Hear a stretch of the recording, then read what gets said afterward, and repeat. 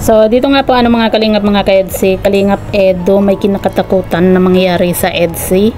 So yan po yung ating pag-uusapan po mamaya mga kalingap mga ka-EDC. Pero bago po natin ipagpatuloy ang video ito sa mga bago pa lang po sa ating munting channel, huwag po natin kalimutang suportahan ang ama ng Kalingap po Eval Santos Matubang at Kalingap Rob.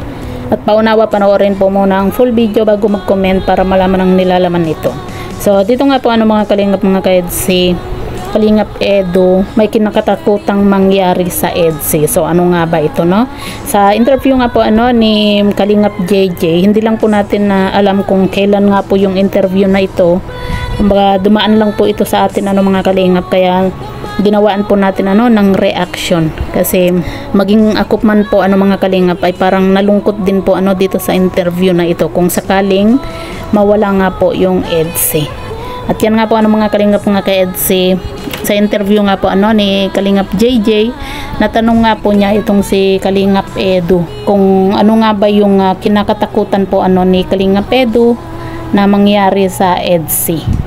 At yun naman po mga kalingap, ang sagot nga po ni Kalingap Edu ay yung mawala nga po ang tambalang EDC, o diba? Talagang nahuhulog na rin po yung loob po ni Kalingap Edu dito kay Fiancé. Kung dati gusto lang pong matulungan po ni Kalingap Edu itong si Fiancé hanggang sa magkabahay po. Pero ngayon po mga kalingap ay takot na po siyang mawala po ang tambalang EDC maging itong si Fiancé. 'Di ba? Kahit nga po tayo, 'di ba, ng mga viewers lang, iniisip pa lang po natin na mawawala yung tambalang EDC. Parang ang lungkot-lungkot na po kasi nasanay na po tayo sa araw-araw na lagi po nating napapanood po yung mga video po ng EDC.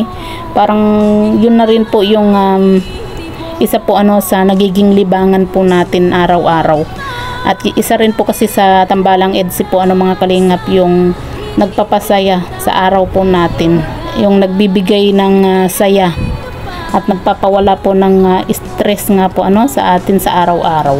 Kaya maging tayo po mga kalingap, parang nakakalungkot po isipin kung mawala po yung tambalang EDC. Pero alam naman po natin na ang EDC po ay matatag.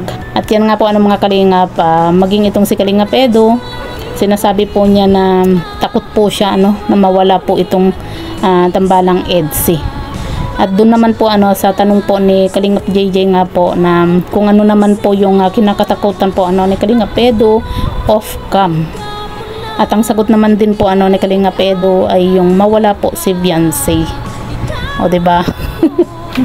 Talagang iba talaga pagka yung nagagawa po ng pagmamahal.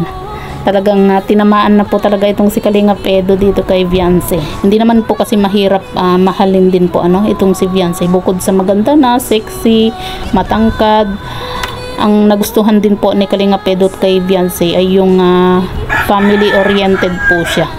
Yun po yung isa sa nagustuhan po ni Kalingap Edu dito kay Fiancé, yung bang kahit na busy siya, kahit na lahat ng mga pangarap niya talagang kasama lagi yung pamilya po ni Fiancé. Kaya yun po yung isa sa nagustuhan po talaga ni Kalingap Edu dito kay Fiancé nga po, yung mapagmahal po siya sa pamilya.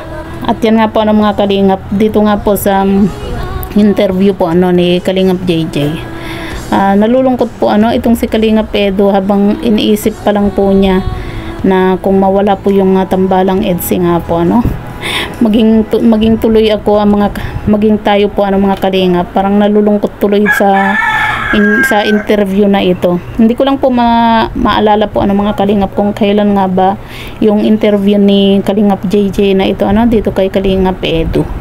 Kumbaga nagawan lang po natin ng reaction nung dumaan nga po sa atin itong video na ito So ito po mga kalingap, pakinggan po natin yung maikling clip yung sinabi nga po ni Kalingap Edu.